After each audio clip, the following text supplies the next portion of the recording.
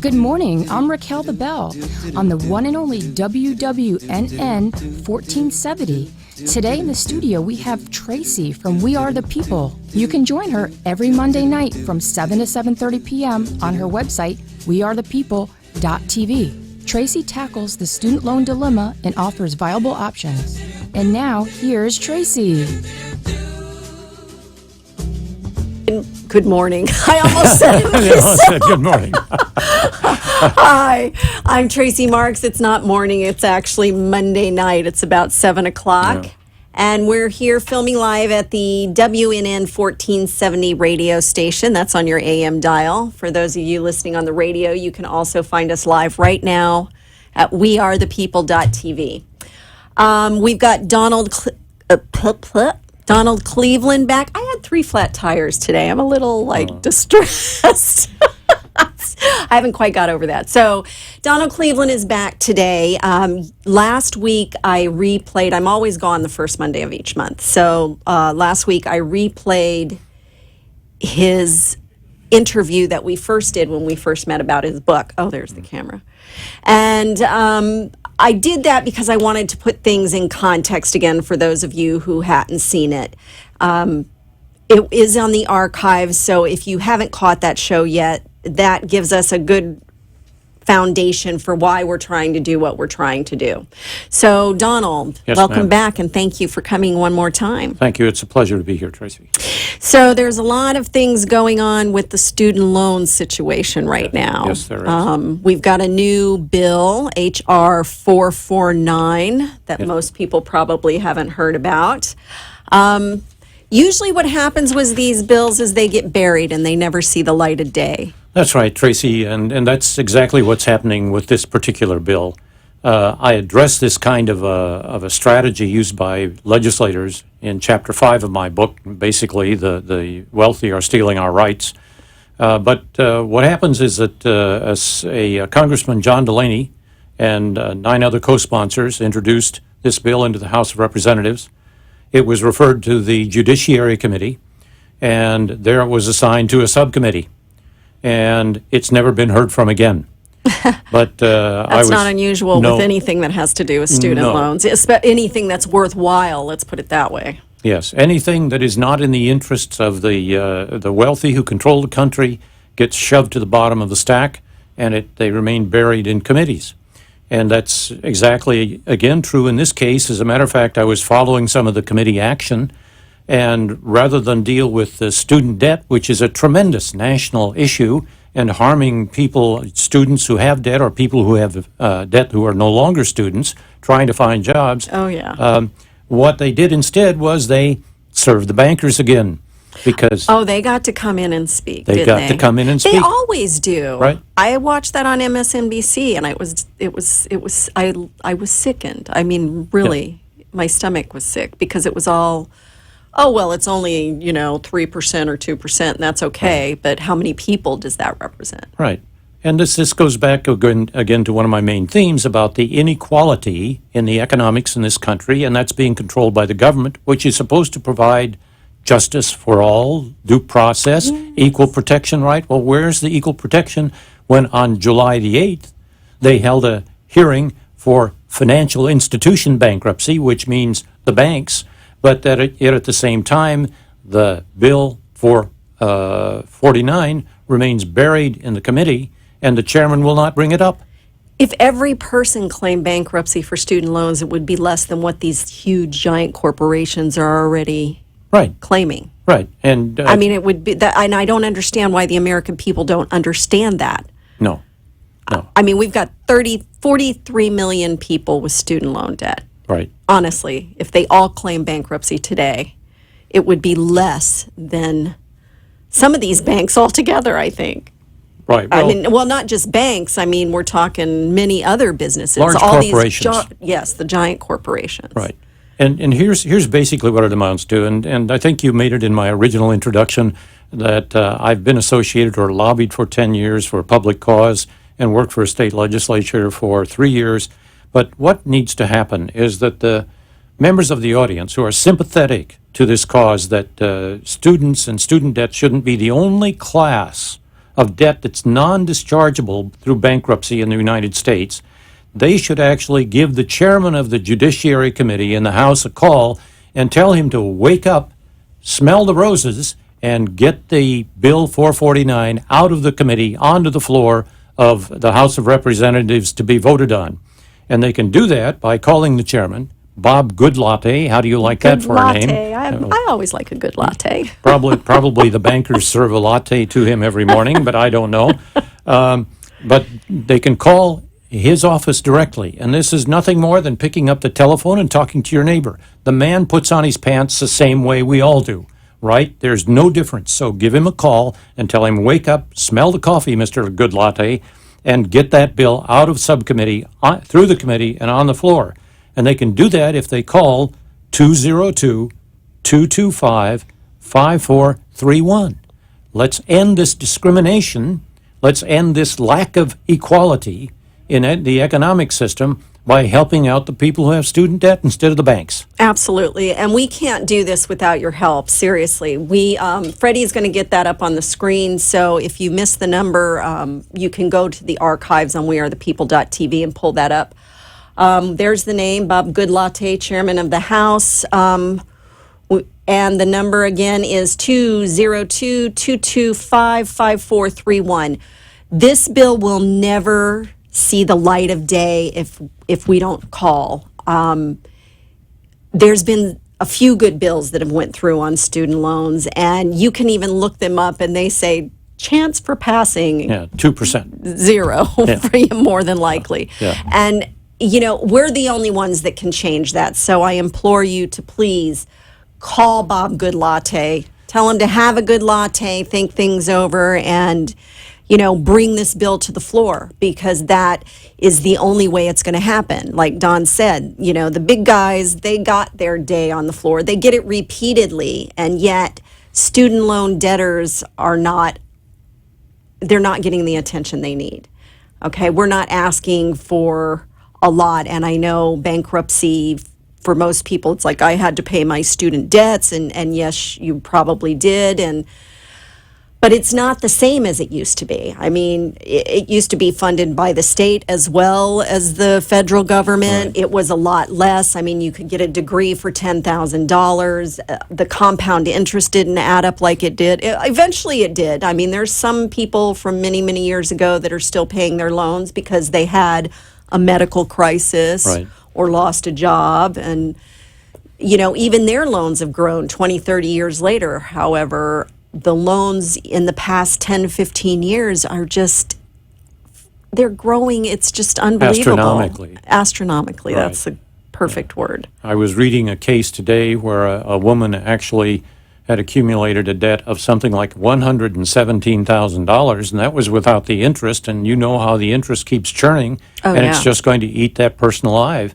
And the Eighth Circuit Court of Appeals really said, hey, you can't deny a blanket discharge of these debts across the board. This woman could never afford to pay off the debt based upon the minimum payments or the payments that she would be required to make. There's no way, because they grow every month if you do that. That's right. And I'm living that, so I know. It is frightening, and it's so contrary to the concepts of, again, equal protection and justice in the United States. So let's talk about some of that equal protection. Look at these numbers for these large companies that claim bankruptcy, and you talk about tax dollars here, your tax dollars. Right. It is. Okay. This is where it's going. Yeah. If you take a look at the bankruptcies in the United States since 2006, over 9 million businesses have declared bankruptcy. 9 million. Well, it's in their way of doing things. And then in their business plan, actually. Yeah, right. And when you stop and think about that, here you have these, again, student debtors who are prohibited from filing bankruptcy unless they can prove undue hardship.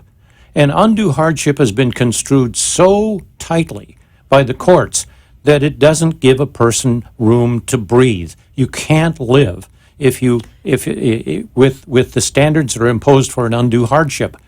And so it literally means that it's impossible, almost impossible, to discharge student debt. It is almost impossible. And they make you feel like such a piece of dirt for even trying. Right.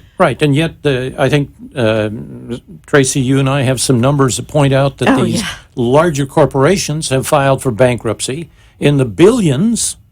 Billions of dollars. Right. Billions, okay. And what happened to the chairman of the board there? Well, they got a nice severance package, and off they went to work for somebody else to run their business into the ground, so That's they right. could start up under a new corporate umbrella. Right. And I think it's just amazing to look at some of those figures. And I think there was a figure here about Kmart that sort of led the way. And that's a bad one. That their pre-bankruptcy assets. Now, you talk about trying to prove undue hardship. Their pre-bankruptcy assets were $17 billion. Now, tell me why an organization would be allowed to take bankruptcy with $17 billion in assets. It's the simple reason because their liabilities allegedly exceeded those assets. Well, so they had more than $17 billion in bills, basically. Right. And you talk about some poor person who went through college, acquired $117 million in debt, and then they don't even have a job. They can't get a job. And yet the fairness... But it's not undue hardship. No, it's not undue hardship. No, I know it's not undue hardship. Right. And then if I want a lawyer, I have to pay $5,000. At a minimum. At a minimum, absolutely. And that's probably for a lawyer that's going to lose for me. I should, it's not funny. No, it is not funny. I'm laughing because it keeps me from crying. It is disgusting, and there are. I could use all kinds of descriptive words. I have. That might not be allowable on the air. Not on AM, anyway. No, right. To talk about the tragedy of these circumstances. This is so unjust, so devoid of any kind of equal protection or due process. Now, I realize the lawyers out there are going to say, well, that's not what due process means. That's what equal protection doesn't mean that. No, technically it doesn't. Technically it doesn't. But the words are the words are the words. And the American people... And what it was meant to be, too. Yes. Okay. I mean, they've got it down to where, they're... This reminds me of church where they want to take one word and narrow it down so much that it has... it was meant to be a more expansive thing. It was meant to be for the people. It's become for big business. And the people are the ones that are going. I mean, you know how long it's going to take me to pay back the money I had to borrow for these 3 tires today, and they were used? But at 28% interest, no doubt. Well, no, thankfully it was from friends, so I won't have to do that. But you lose your friends after a while. I mean, it's true. Well, it is one of the major tragedies of our society, and it's just, again, reflective of what happened during the meltdown recently in the real estate industry. The people weren't saved. The banks were saved. And that's so ridiculous. Wall Street. Right. And with the schools, I mean, they're packaging these with these portfolio packages, and it's on the stock market. So they're making money there, too. Yes, and when you look into some of this packaging... I've looked into some of the investors on the packaging. Have you? And in a couple of the trusts, one of the biggest investors is Deutsche Bank. Is it? Yes. Now, that doesn't say nasty Deutsche Bank, but what it tells me is that the same kind of potential fraud must be going on by the people who package these deals as was going on with the packaging of the mortgages. Of course. It's all the same money. It's all the same people that are controlling the money. That's why I knew the housing was going. Yeah. Because I started recognizing, I don't know anything about this, but you can look at this and see patterns if you read it enough. And when you start realizing you're losing everything, you start reading. Well, I'll deviate for 1 second, if I may, Tracy, and that's the other hot topic on the financial horizon right now is what's happening to Greece. And I think I mentioned it to you before that when a country enters the Eurozone, they're required to sign an agreement on how much debt they will incur. Well, Greece, you have to incur a certain amount? Well, no. You have to stay within a certain percent of your GDP. Well, Greece signed that agreement when it originally went in, that it would maintain a certain debt to GDP ratio. But what happened is that an American investment banking firm went to Greece and showed them how they could disguise currency swaps, or how they could disguise debt as a currency swap, so that the auditors from the EU couldn't pick up on the fact that it was really debt. So God bless American investment bankers, God bless America, yeah. Right? So you don't think they're doing anything like that here, do you? Oh, I could, yeah, right, They're so good. Yeah. right. But I again, can't talk. again, even though Just bad words. I Yes, just want to say yes. bad words. Tracy, I'm sorry, I really am. It's okay. And it's I think laughing at a circumstance like this is more a reflection of anyone's nervous reaction to a bad situation. If you can throw in a little bit of psychology. Yeah. But it's tragic because even in these situations where you have one of the largest banks in the world caught money laundering, and then the money laundering and the tax evasion is shared with the American government, what happens? The bank has to pay a fine of $1.4 billion.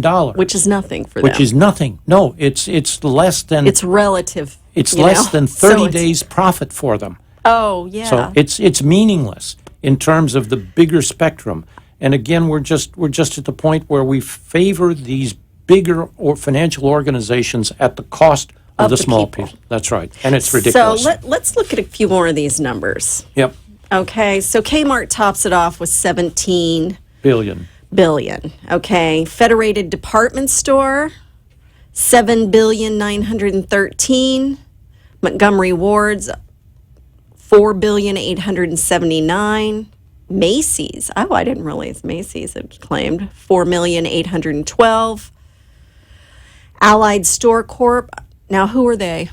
I don't even recognize their name, I'm sorry to say. It's okay. So, well, they're at 3,502.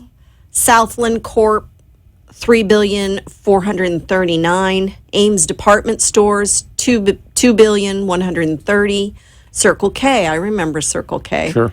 2,045. Carter Hawley Hale Stores. That must be up north somewhere. 2,045. Ames Department Stores, 1,975. And Revco, Yeah. DS Inc., 1,844. That's a lot of billions. Yes, it is. And I think, I don't know whether you remember Everett Dirksen or not, but he was a very famous senator from Illinois, and he had a wry sense of humor. And when he looked at things like this, he would say, well, there's $1 billion here and $1 billion there, and pretty soon it becomes real money. Well, that's like just the accounting errors for military spending. Oh, Talk about another place where a lot of money just disappears, you know? Yeah, that, as you know, I cover some of that in my book as well. Yes, you cover a lot of things in your book. And honestly, people, this book will change the way you look at our government. You really should look into it. Revitalizing America, a declaration against our government. I said against our Constitution last time. You didn't even correct me. Yeah, that's all right. Well, you know, that needs to be fixed too. Yeah. So, Well, that's I think the essence, and as a matter of fact, of the book is that I don't just talk about the problems. I also recommend some changes in the Constitution. And before I get too far off on that subject, people could go to the website revitalizeamericanow.org and gain more information on the book, and even some of the one of the chapters, part of a chapter is printed there. But it is just yeah, please do go and look that book up, because it's an excellent read. And I don't like this kind of stuff to read normally, but I was riveted by some of the things. I mean, there was some I couldn't believe it. Yeah, and because, Tracy, you're a doer. That is, you don't just sit around and complain about things. You have your own radio show, your own talk show, and you're out there working with others, including me, on forming the Student Services Society. And it's, again, we just don't want to talk about things. We actually want to do things to solve these problems. We do. And we need to solve them ourselves, because until we can get Yeah. some things changed in our government. So again, please do remember to call that number. That's, what was his name? Good Latte? Good latte, good cup of coffee. He has to Yes, wake up and call smell this it. man, because we need your help to get him to unbury this this bill, HR 449, is it? Yes, right. And that's 202-225-5431. Again, if you're listening on the radio and you don't catch that if you're driving, go to our website, wearethepeople.tv. You'll find the archive. You can't do that on your phone, but if you actually go to a computer, then you'll be able to pull this up and find it. So, one of the things we want to do, well, we've talked about several of the things we want Right, to do. There's a right. couple of my favorite things. Dale, which one do you want to start with today? Well, I think that one of the key things is to help students or people who are in college or even people who are out of college and looking for jobs get into activities that actually help them recognize how to form business corporations, be effective in the formation and the carrying out of business opportunities. So in that respect, we would be designing to work with college campuses, places that would actually be types of enterprise centers. And I think that I mentioned this briefly before in the last conversation. The question is there. Why should two people have to sit in a garage and work against all odds to form a corporation like Microsoft? Now, people can say, well, hey, that's the way it's done in America. That's the good old way. Well, look, good old way, that's not good enough. That is just not good enough, because when you look at the apprenticeship type programs that are carried on in most of the Western European nations and in Japan, they spank the dickens out of us in the ability to develop new products and do new things. And so we have to have enterprise projects that are associated with college campuses. Absolutely. Where we can actually have not only the undertaking of the ideas, that is the production of the idea, but carrying through just like it was the Microsoft garage on campus.